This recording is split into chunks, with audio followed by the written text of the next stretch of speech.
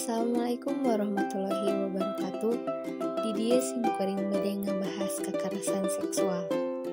Di antarana hiji fenomena kekerasan seksual, 2 arti kekerasan seksual, 3 palaku kekerasan seksual, 4 hal nu kudu dilakonan nalika mika nyaho atawa ngalaman kejadian kekerasan seksual, 5 hukuman palaku kekerasan seksual, 6 hak-hak korban kekerasan seksual, sareng nu ka-7 pencegahan kekerasan seksual.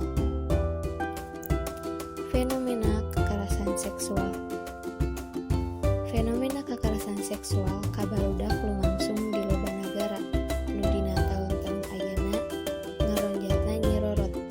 Dibuktikeun ku data United Nations Organization for Children UNICEF saloba 176 juta barudak di dunia kaasup Indonesia ngalaman kekerasan seksual. Arti kekerasan seksual. Kekerasan seksual nyaeta setiap tindakan ngahina, nyerang atau tindakan sejenna ngalawan awak nu patali jeung kahayang seksual. Kahayang seksual hiji jalma jeung fungsi reproduksi ku kakuatan. Secara umum, palaku boga kate saruan kakuatan. Kekerasan seksual bisa ngabalokarkeun sangsara fisik, psikologis, jeung seksual. Kekerasan seksual dibagi jadi 2, nyaeta ngalibetkeun kontak fisik jeung non-fisik. Kagiatan nu ngalibetkeun kontak fisik, misalna nyabak nu teu dikohoyongkeun, ngabalukarkeun kabiasaan seksual sapertos nyium, nyiwit, natap sabare nafsu, komentar, heuheureyan, atawa patarosan ngeunaan sifat seksual anu teu dihoyongkeun atawa teu nyaman keur korban. Kekerasan seksual anu henteu ngalibatkeun kontak fisik nyaeta nunjukkeun ka budak ngeunaan materi porno atanapi hubungan seksual, masturbasi payunan barudak, oge komunikasi seksual ngalangkungan telepon atanapi internet. Palaku kekerasan seksual. Dumasar kana catatan tahunan 2020 anu dikaluarkeun ku Komisi Nasional Kekerasan Terhadap AWW atau Komnas Perempuan, kalolobaan palaku kekerasan seksual nyaeta babaturan caket. Lajeng kadua panglobana palaku tetanggana. Katilu panglobana palaku kekerasan seksual nyaeta jalma nu teu dipika nyaho. Sedangkeun dina lingkup atikan formal, palaku kekerasan seksual nyaeta ku guru sareng dosen. Hal nu kudu dilakonan nalika mika nyaho atawa ngalaman kejadian kekerasan seksual.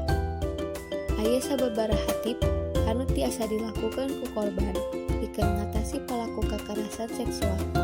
Anjeun tiasa nerapkeun upami anjeun ngalaman. Nyaeta hiji, menta palaku eureun. 2 mastikeun keamanan jeung kasalamatan. 3 simpen buktina. 4 nyaritakeun nu pangdeukeutna. 5 laporan ka otoritas sareng nu kagenep geura pariksa kasehatan. Hukuman palaku kekerasan seksual.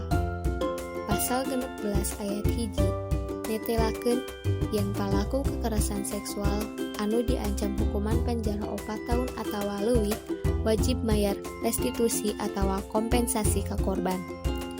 Pasal 16 ayat 2 netelakeun yen hakim oge bisa nimbulkeun sanksi tambahan dina bentuk pencabutan hak asuh anak atawa pencabutan pengampunan, pengumuman identitas palaku, jeung penyitaan kauntungan atawa harta milik TPKS. Sanajan kitu, dibekelan kriminal tambahan teu dilarapkeun ka hukuman pati jeung hukuman penjara hirup.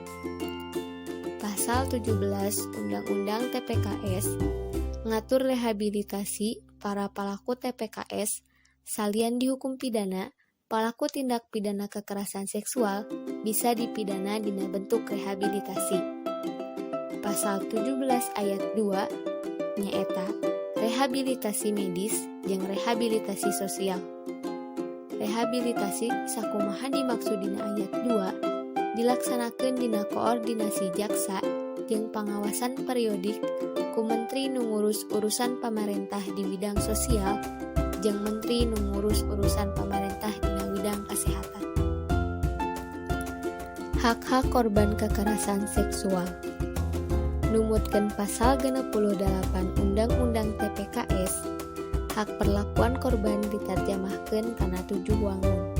Anu wincikna, hak kana informasi ngeunaan sadaya proses sareng hasil penanganan, panyalindungan, sareng pamulihan, hak menang hasil penanganan dokumen, hak kana jasa hukum, hak pikeun tulangan psikologis, hak kana pelayanan kesehatan kaasup pameriksaan, perlakuan, jeung perlakuan medis, hak kana jasa sareng fasilitas numutkeun kabutuhan khusus korban, jeung hak pikeun ngahapus eusi muatan seksual pikeun kasus kekerasan seksual ku media elektronik.